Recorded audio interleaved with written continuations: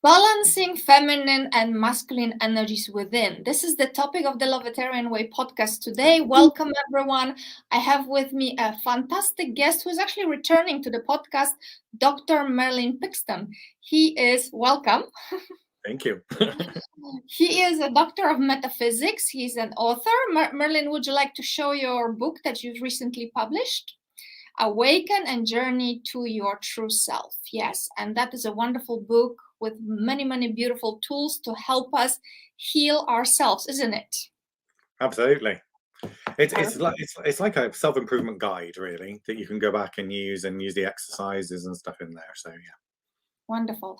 If anybody is here live with us, you have a chance to actually be eligible for a fantastic giveaways. Merlin would want to give away his ebook, right? And meditation, help you balance those energies. So if you're going to participate in live interaction here, for sure you will get it. So just comment, give us your name here in the comments. And if it's not going to happen, then just simply be very active in the comments after when you watch it on YouTube or Facebook, and make sure to give permission to StreamYard to show your name, so then we know who we're dealing with. All right, without further ado, balancing the energies within. So Merlin, what have you got to say about that and why it is important? Okay, so the core of it, where we actually start, is understanding our ascension journey. In the Sophia Code cosmology, we identify that each of us are an individual key code, is what it's called in that. So we're an individual representation of Source within us. And so when you understand the nature of Source, you understand that Source is a balance of masculine and feminine, divine masculine and divine feminine energy. And I talk about this is that we only actually take physical gender when we incarnate into physical form. So when we're our beautiful soul spirit selves, we are that beautiful mix of divine masculine and divine feminine energy. So part of our ascension journey is for us to embody our higher self in our physical form. And so to embody that, we need to embody our source light fully within our physical bodies. And that source within us is a divine feminine and divine masculine. It doesn't matter what gender you actually are in this incarnation. And so kind of that's the core premise to why do we need to do it? Why is it important? And there is more to it, really. When you're thinking about the importance of it, we're also thinking about how it's important to us in terms of our relationships with others and our relationship with ourselves. So we've lived in duality for thousands of years. So we've had light and dark, good and bad, right and wrong, and all of that is we're moving away from that. We're moving away from all of that duality into oneness, into unity. And so the duality of masculine and feminine being two completely separate things is also what we're moving away from. So the importance of in embodying that mix of our masculine and feminine energy is an important aspect and element of our ascension journey. Yeah. Beautiful. So how does it, can you give some examples from modern life? Because a lot of people are struggling. Could it be so that they are not in balance? Yeah, absolutely.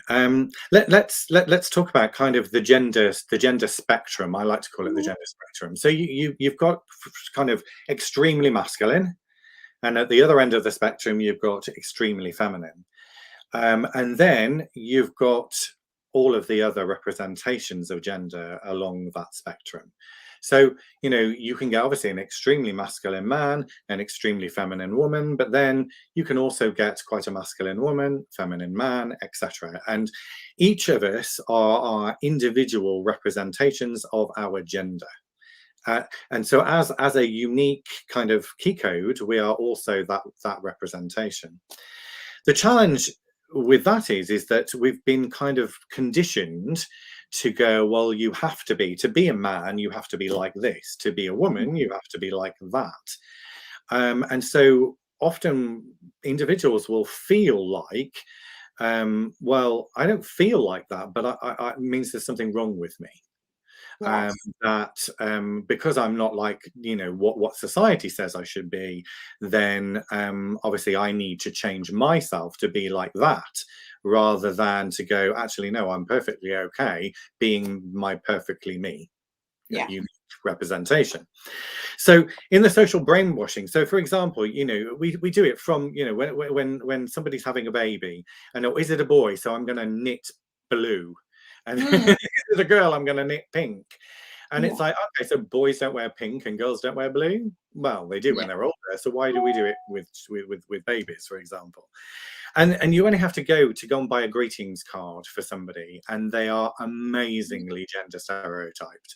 Terrible. You'll go in there and you'll see all these things, cards for men, and they've all got kind of butch butch representations of, a man doing sailing or the man doing gardening, because of course women don't do gardening, do they? Yeah.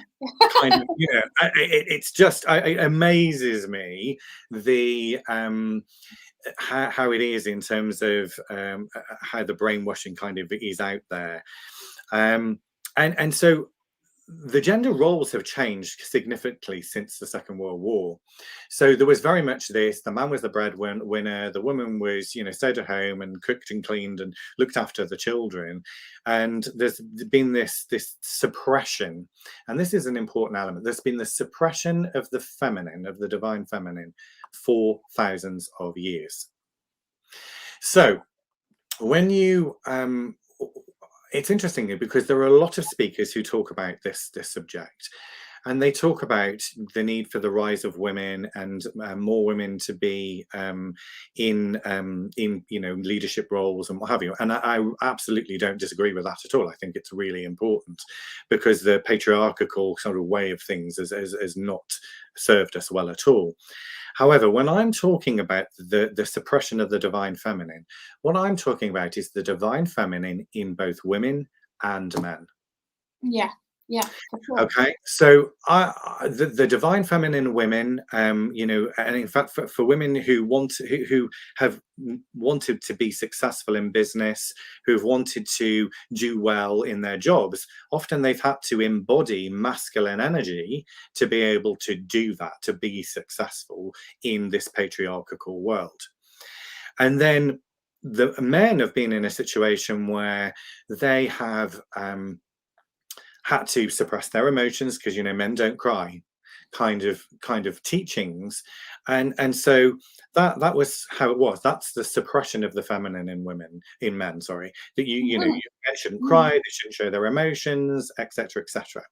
And that's been like that for such a long time. And then post-war, we obviously started to see in the 1960s and 70s a real shift and change to women starting to have their careers, the sort of shift in the family dynamic, and then there was an increase in divorce, more single parent families, and all of those things changed the way that our social society and situation was. The challenge is that we're actually in many ways still in the dark ages when it comes to what it means to be a man or to be a woman living in this world. And so it's to answer, Kyle, I know I haven't fully answered your question, and I'm going to.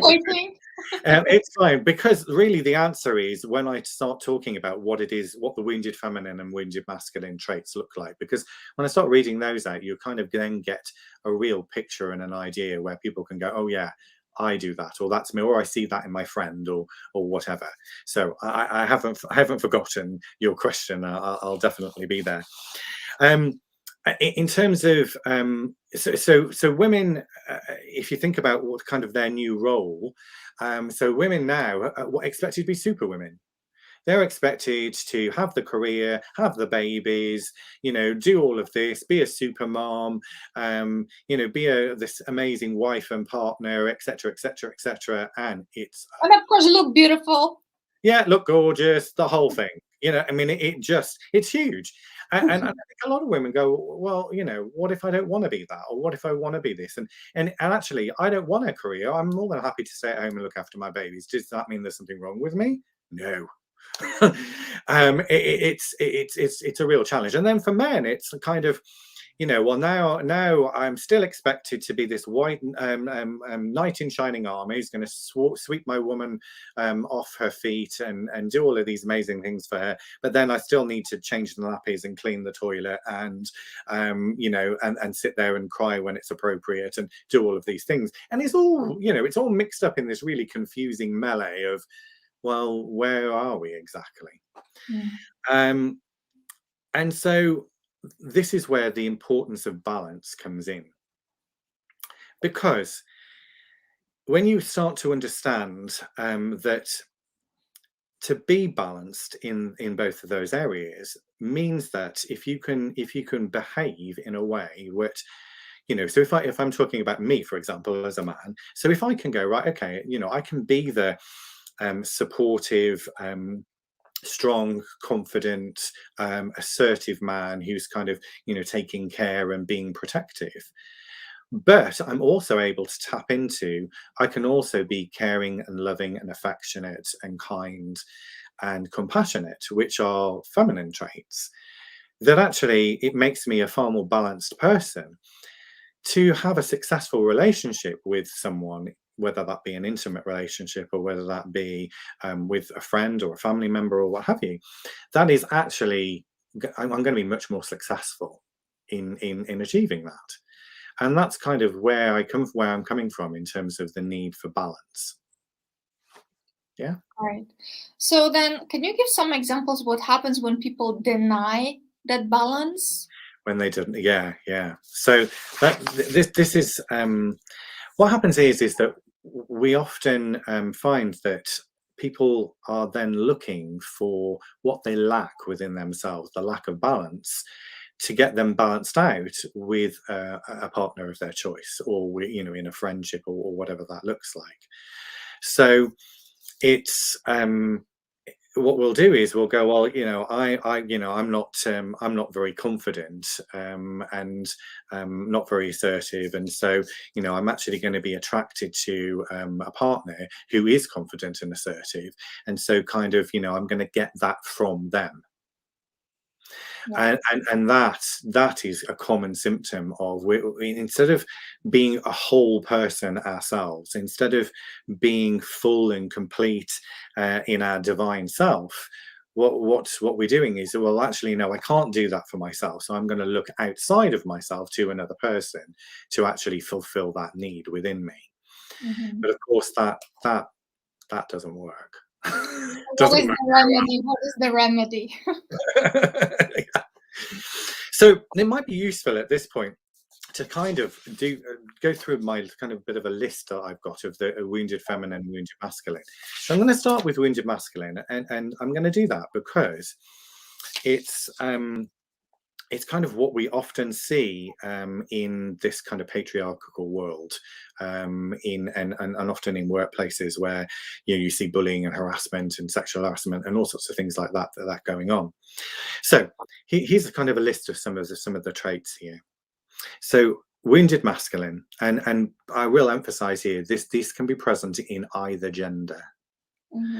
So often critical and judgmental of others, has to always be right, can be defensive, and goes into attack mode when challenged. Not very good at taking criticism, fears failure, and doesn't listen very well. Can have narcissistic tendencies, which can breed selfishness and arrogance. He's very competitive, always has to win, and is purely goal and success focused. There is a tendency towards addiction. He's very mind focused, analytical, and not connected to the heart or to emotions. Can be scared of love, and often can deliberately create separation because of fear of love. Can easily bring anger to the forefront, is often impatient with themselves and with other people. Actions are often based on fear-based consciousness. So that's that ego, fear elements. Sexual contact can be lack intimacy and unconditional love, and often the sex drive is for pure gratification. So those are wounded masculine. Now, if we compare that to wounded feminine, so wounded feminine, so again, can be present in either gender. Often insecure, can look for confirmation from other people about themselves, and is often needy. Can seem fake or insincere. Can be overtly critical of others because of their own insecurities. Can act and enjoy the role of a victim, deliberately putting others before themselves, deliberately to their own detriment. Can become over-emotional and is very quick to share their feelings with other people, even if they don't want to hear it. Searching for love constantly, can be clingy and suffocating in relationships. They can also be critical, manipulative in order to get the love that they think they need from another person. Codependency and self-sabotage are prevalent in wounded feminine. They can be creative but struggle to manifest any of their ideas into reality. They can procrastinate and have a tendency towards laziness. So you see that those, I'm sure everyone listening can go, yeah, that I can identify that bit in me, or that bit in me that I do, or in somebody else. And so when you then compare that to the divine aspects, which is kind of our ideal, this is where we want to be. Yes. So if I talk about the divine masculine first, which I think is probably the best one, when I can find the piece of paper that I've written it on. I'm sure you have it all in your mind. Yeah, sometimes. Okay, so yes, I found it. There we go. So, divine masculine has high integrity. When they make decisions, it's for the highest good of everyone involved. So that they've gone through the analytical process, but they've also tapped into their intuition, which is linking into their feminine side, to be able to make those really great decisions. They take responsibility for themselves and their actions. They can be disciplined and focused when required. They're authentically humble, but confident and open to learning. So this is the difference between arrogance and confidence. They're able to take ideas and manifest them into reality, and are capable of much deeper intimacy and unconditional love. So those are kind of some of the traits for divine masculine. And then divine feminine. And again, this is in both genders I'm talking about now. All right, there's this. I'll keep emphasizing this. So divine feminine, openly loving, trusting, and empathetic. Surrenders to their vulnerability. Beautiful. Naturally uses intuition, listening to the heart before the mind. And I think this is an interesting point. So when you look at the divine masculine, is able to, and this is when you're balanced, okay? So when you're balanced, you're between your masculine. Divine masculine is then listening, you're analytical, logical, and then he's able to then connect to your divine feminine, which is listening to that intuition and the heart. So then when making those decisions, when doing those things, having that balance and being able to tap into both of those things gives you the ability to be able to make those beautiful decisions that are right for everyone. So that's a really good example. They can speak their mind in an authentic way without any shame. Beautiful. They have the ability to create boundaries, but in a very powerful, strong, and gracious way. Creativity naturally flows with the divine feminine, and the idea flows are effortless. And again, the balance with the divine masculine is the the inspiration, the energy, the ideas, they come from the divine feminine, and then they're manifested through the divine masculine. And so having that beautiful balance, if you're doing a project, if you're wanting to be successful in something that you're doing, and having that balance in place enables you to do both of those things.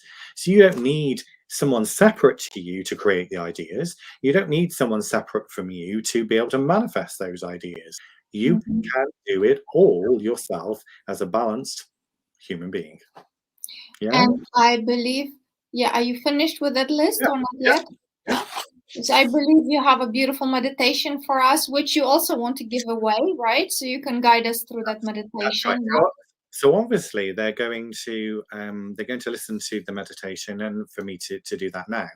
But the recording that I have to give away has some beautiful music with it, and you can do it again and again. Yeah. So, hold on, before we go there, maybe I will ask if anybody would like to receive Merlin's ebook or meditation. Please put your name in the comment box, and we will select the winners at the end of this podcast.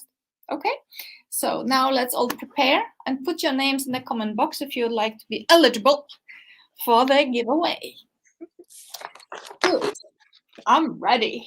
You're ready. Cool. Okay, so just kind of a little bit of a caveat here. So don't do this meditation if you're driving or listening to any machinery and stuff, because we're going to kind of relax and do some visualization. So it's really important that you're in a nice, comfortable position to do that. Okay.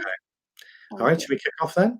Yes, please. Okay, so first of all, let's just make sure that wherever you are, that you're sitting nice and comfortably, and let's close your eyes and focus on your breathing. So we're going to go initially in through the nose and out through the mouth.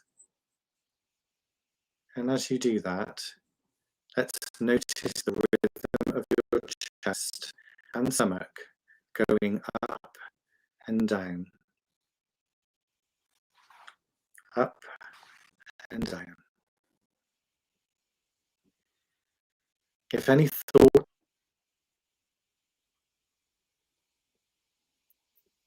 finding a nice easy way of breathing again that feels comfortable, turn your focus to your toes and your feet and send a beautiful breath all the way down to them and feel them relax. Now move up to your legs. Feel the breath go down to them, relaxing the muscles. They're nice and soft, nice and loose. And now your thighs, just let those go, let them relax. Your stomach and chest, let's loosen and relax those now. And have your arms in a nice comfortable position. We hold lots of tension in our shoulders and our neck, so let's just drop the shoulders and your neck and release any tension that's there. Let it go with every exhale of breath. Now your face muscles and your jaw, let's just relax those, and your forehead. And let your tongue settle beautifully and comfortably in your mouth. So hopefully now we're feeling a little bit more relaxed. I'm going to ask you to surround yourself with a circle of pink light and a circle of blue light. We're going to enter into your inner world. This space allows for full healing and connection with your higher self. I'd like you to move your awareness from your head to your heart. And now you're going to visualize yourself sitting on a bench in a beautiful garden. And you take in the smell of roses and the scent of jasmine. The garden is vast with a huge lawn and beds of flowers around the edges. In the center Sat upon a podium is a circular arbor, and set in the middle there is a table. You cannot see what is on the table, but your curiosity is piqued, and you get up from the bench and walk towards the podium.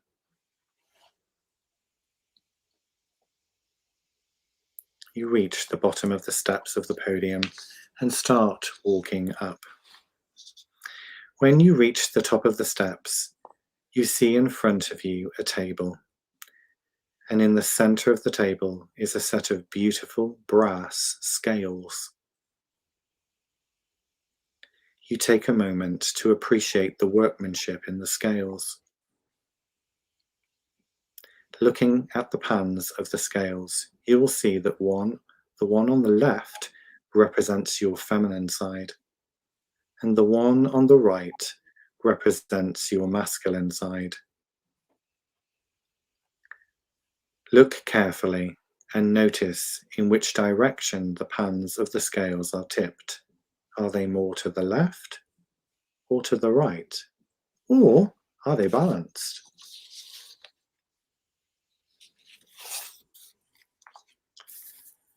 Now, you need to go deep inside yourself to identify divine masculine and divine feminine traits that you feel you need to bring forth and embody.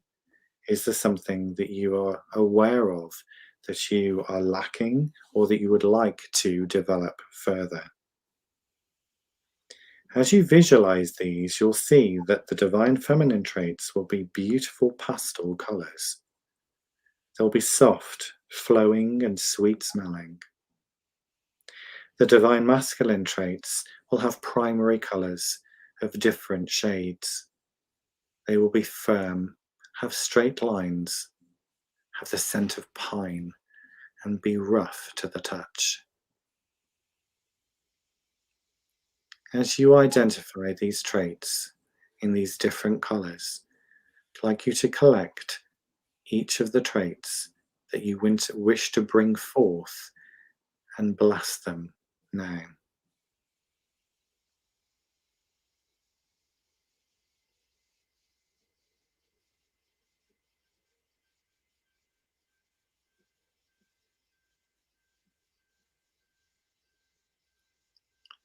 Now, back on the pagoda, you will begin to notice flower petals floating towards you from the left side of the garden.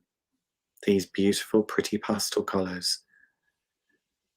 And you'll see one floats down onto your hand, and it has a word written on it that says love. You place this onto the left side of the pan of the scales, and another petal floats onto your hand and says the word compassion. And again, you place this onto the left side of the scales. And one by one, these pastel petals fall onto your hand with the different qualities of divine feminine energy, which include the ones that you collected earlier. And you place them all onto the left pan of the scales.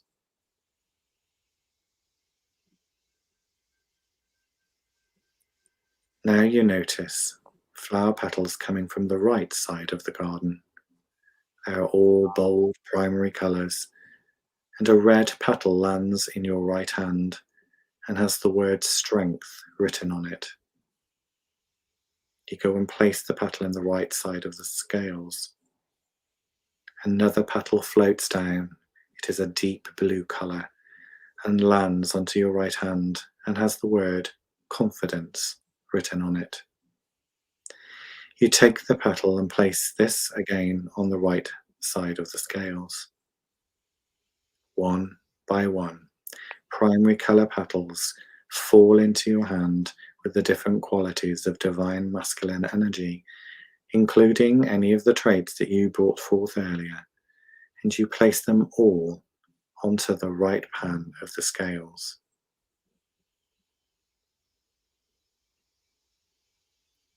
You look at the scales and now see that they are balanced. You look into the pan of the feminine qualities and all of the petals have turned into a thick liquid. And then rising out of the liquid, you see the form of a beautiful woman who stands to the left of the table where the scales sit.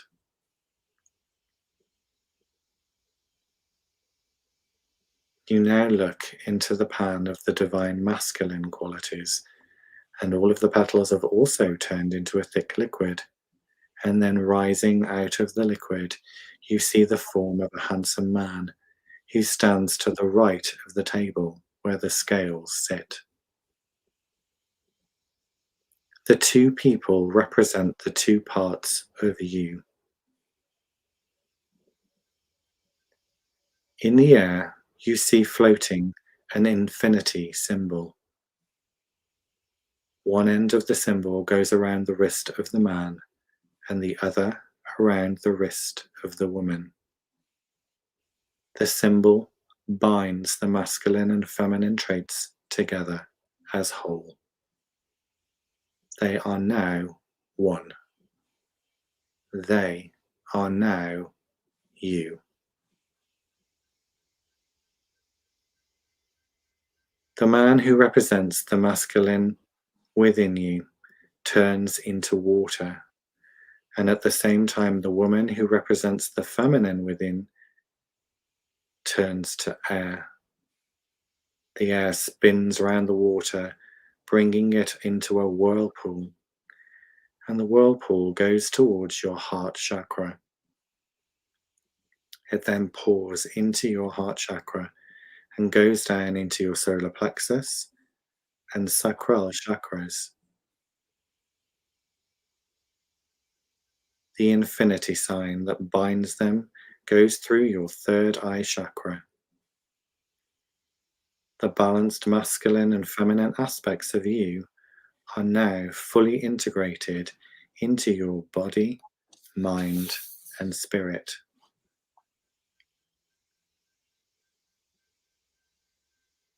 Sitting in the arbor, you feel a sense of peace, a sense of oneness with yourself. You feel whole. You feel balanced and at peace. And so it is. Now, return your focus to your physical body, focusing within. Bring with you the sense of balance, oneness, and peace forth into a new beginning as a person with fully balanced divine feminine and divine masculine qualities. And as soon as you feel ready, open your eyes and find yourself back in the room.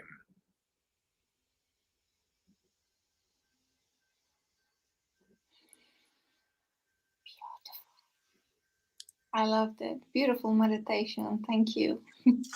You're welcome. Oh, I'm so balanced. I just want to go to bed now. It's so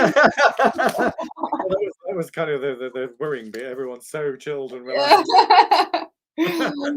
Beautiful. Well, I hope everybody enjoyed it. It was really lovely. So this is something that you will record, or is recorded, and it's with music.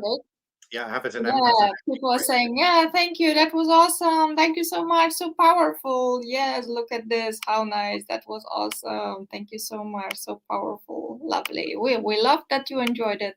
I felt the energy in the palms of my hands. Someone says, Facebook users, Facebook users, Facebook users. Yes. Thank you. Please give permission to StreamYard, or maybe now it's too late to do that. Just put your name in the comment box, Facebook users. We have many of you here, so put your name in there, so you are eligible for the meditation and for the book. Right, so we are 34 minutes in. Let's say, to be safe, we will have 15 more minutes. So what more would you like to say to our beautiful audience before we go on? And give those the books away, to books and to meditations. We have quite a few names there. So yes, Merlin, sorry, take it away. No problem. So I think what I'd like to do, this is actually a quote from my book, but this is when I write about this in my book, I give this as an example of someone who isn't balanced and what can happen. So I think it would be really good to kind of read this. And then what I'm going to do is go into kind of how do you go about identifying those different traits, and what process would you go through to kind of create more balance. So I think that would be kind of the best way to finish off. So this quote, so this is an example. So people who have wounded traits tend to be drawn to people who have the traits that are the same as them, or who are lacking, or traits that actually suit their own wounding. For example, a man who has wounded masculine traits and a lack of divine feminine traits may be attracted to a woman who has wounded feminine traits. The controlling, fear-based, competitive man is attractive to the needy, victim, codependent woman who feels that the man can keep her safe and she can save him and put him above her own needs. These traits are initially attractive to the man who feels that she would be easily controlled and do exactly what he wants. However, this is, of course, a recipe for disaster, as her clingy, over-emotional ways will stifle him, and he turns easily to anger and resentment. And ultimately, and I have, personal examples of friends where this has happened, it then turns to violence, domestic violence. And so that's kind of an example of how things can go horribly wrong in relationships. And the message always that I kind of give to clients and to people is you have to work on you. It has to be you. You want to be a whole person, and so to have a successful, if you imagine if you've got you're a whole person with these beautiful divine feminine and divine masculine traits, lovely and balanced, and so you're then going into a relationship with someone who is the same.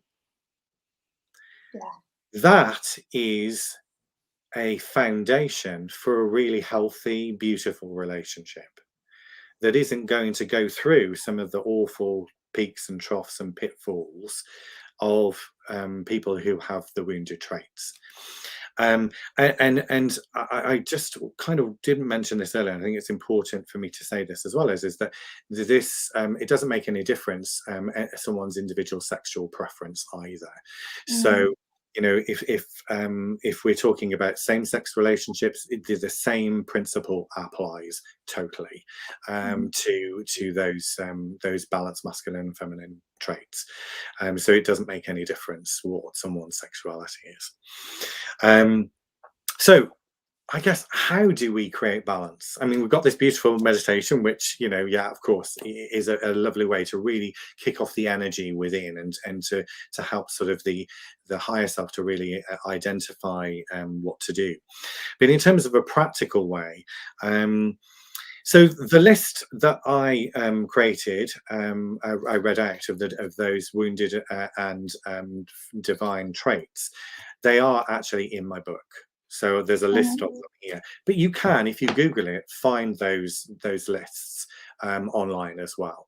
And so the first stage is in my book. I write, and this was something that came out of my doctorate research. I have, very similar to your pillars, Natalia, I have the 7 pillars of personal change. Yeah. By the way, Merlin, before we forget, anybody who missed episode 9 of the Lovetarian Way, we went deeply into those pillars. Yeah. So please go to YouTube and rewatch the episode 9 where you were the guest. Yeah, absolutely. So the 7 pillars, I'll briefly recap. So pillars 1 and 2 are raising awareness and observation. Pillars 3 and 4 are making sense and challenging beliefs. 5 and 6 are deciding on change, testing out new ways, and 7 then is adopting a new way of being. And this is a change program for you to be able to make behavioral change within you. So using pillars 1 and 2 is that you can take a look at those divine feminine and divine masculine and wounded feminine and masculine traits and identify yourself. Well, actually, I think I need to do a bit of work here. I need to do a bit of work there, and obviously self-honesty is really, really important when you sort of dealing with this, and it's also taking responsibility for yourself, because you're going, well, you know, this is me and this is what I do. And this is not about judging yourself. It's not about, you know, beating yourself up going, oh dear, you know, I'm like this, I'm like that. None of that. This is just about being kind of honest and going, right, okay, what am I going to do about it? Yeah. And you can probably observe yourself over a period of time, you know, week, 2 weeks to go, you know, in my interactions, in my reactions to things, am I actually showing some of those traits coming through in particular situations, for example? So this is where pillars 1 and 2 is. It's really about not getting kind of caught up in the why, but more lets me just observe what I'm doing and see what I can identify. And then 3 and 4 are about then you, once you've done that observation, you should go, okay, making sense of it. Where does that, you know, if I've got wounded traits, where are they coming from, and why? And under every behavior and every issue that we have, what you'll find is that there is an underlying belief that we have, which is why I say to challenge beliefs, because in that we have a belief that we're not, you know, say for example, a belief that we're not good enough, we don't deserve success, we don't deserve happiness, we don't deserve love. I mean, these are all very common beliefs that people have in their belief system. And so it's about being able to really challenge the belief underneath the reasons why we have that particular trait. And then once you've done that and you've identified why, you can do with beliefs, what I coach clients doing is to use true or false. So you write down, you journal or write down all of these things that you believe to be true, that your mind, say for example, your mind chatter is saying to you, and then you do true or false. So are these things actually true? And usually, probably, usually I find with clients, 90% of the time, they're false. And then you need to go, okay, so what do I need to do differently to ensure that I'm working on that particular area, and never try and do too much at any one time. But by having that new awareness, what you're doing is you're bringing it from your subconscious mind to your conscious mind, and bringing a new kind of awareness of doing it. So when something comes up, what you need to do is then go, okay, I know what I'm doing here, so this is what I'm going to do differently, behave in a different way. So and you just trust, you just have to test things out, you know, what works, what doesn't work for you in a different situation. And then that you can then start working on something else. But it's always about doing the inner work and being really self-honest. Beautiful. Well, thank you very much. I think this is a perfect time to give some stuff away to help people. Oh yes, that's exciting. I love all the stuff away. Well, we have some very active women here, so for sure, I'm just looking at this one. So the book is gonna go to, am I saying this correctly? Aquia Seldon. Are you writing these down, Natalia? Yes, and I will also show. So actually, how would you like to give it away? Should the girls I'm going to need their email address, so I can then email them a link to download the ebook. I don't believe they want to do it in public with their email address. So maybe if we want to your website, maybe go to our website, go to contact, send me a message, say that you were a winner on the Lovetarian podcast of the ebook, and then and give me your email address in there. So Aquia or Aquila Seldon, please go to www.merlinpickston.com and fill out that form. Alternatively, contact me or contact Merlin by messenger, right? We're all on Facebook, we're all in the group. Yeah. Perfect. So she's gonna get the copy of your ebook, yes? Yeah, cool. Next we have, who do we have here? Let's see. I'm just doing like the wheel, you know, and then we'll see what it's gonna fall. Let's see. You still have a chance. Enter your names. Next one is Jackie. So Jackie Nova, she's going to get a meditation. So Jackie, contact me or contact Dr. Merlin and you will get it sent to you. Yeah. Okay. That comes as an MP3, the meditation. So perfect. Now we have another book.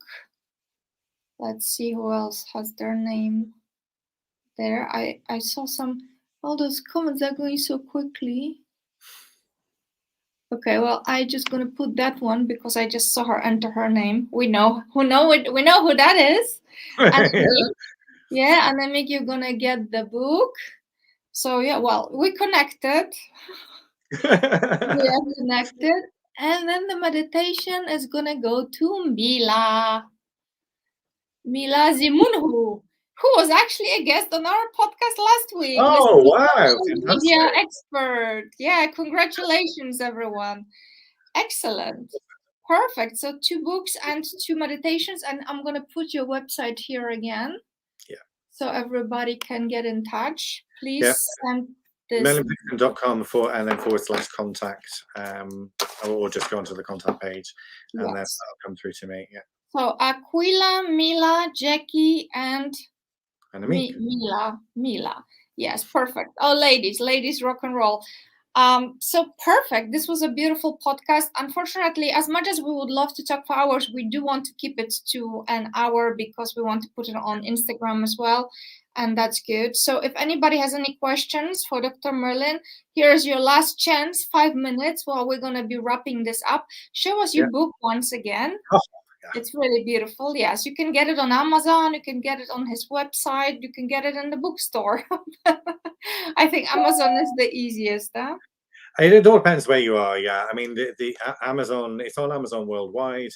In North America, it's on BarnesandNoble.com. In the UK, it's in Waterstones, which is another bookstore in a UK bookstore. So yeah. Amazon actually have got a deal at the moment on the hardback. I think the hardback is actually cheaper than the paperback at the moment. Great. So. Perfect. Great. Well, she says I could listen to this topic for another hour. Yes, I know. Well, I'm sure Merlin will be back again in a few months. So if you would like to refer back to episode 9 of the Lovetarian Way, go to YouTube, like our channel. Go to YouTube, like Merlin's channel. What is your channel, Merlin Pickston? Dr. Merlin Pickston. Yeah. So and actually, I'd like to put those 2 on my channel as well. So if we can. Definitely. I'll send you the download, so that would be great. Awesome. Right. So, any final words for our audience? Any final words? I think it's just really the message for me on this is don't get hung up about your gender, and what society kind of tells you should be, or whoever you are, and whatever your representation of your gender, you are perfectly you. And so it's just really important for everyone to know that. And that goes, and I really emphasize this in not only your gender, but your sexuality as well. I mean, it's absolutely, you are that individual, perfect representation of source within. Beautiful. You heard the man. So wonderful podcast. And of course, we have a weekly episode, so join us next week. Next week we have a very powerful coach woman, Carly Velder. So she's joining us from British Columbia, I believe. So we have a nice international mix of light workers, right? Working together, creating community here. Now more comments coming. Yes, amen. Thank you so much. Beautiful. Congratulations. Yes, it was a very nice podcast. So, without further ado, everybody have a lovely evening. Tune in to our websites, Facebook, share it wide and long, far. Yes, please. The word shines. So I'm going to thank everyone. It was perfect. I mean, up to 50 minutes. Beautiful. Short and sweet, beautiful meditation there. We're going to put timestamps on this podcast so people can find the meditation specifically, those who did not get rewards, but don't worry, you can of course listen to YouTube. I do add as well, you can actually buy my meditation from my website as well. So if anyone didn't win it, then it is available on there. Yes, exactly. Along with there's actually a collection of 6 of them which are from my book, all recorded. Yes, and it's all available on your website. So Go and check it out. Well, thank you very much. Have a good night or a good day, everyone, depending where you are in the world. And I will see you next week. So join us on the 18th with Carly for another episode of the Lovetarian Way podcast. Thank you so much. Thanks, Have a lovely day. Namaste. Namaste.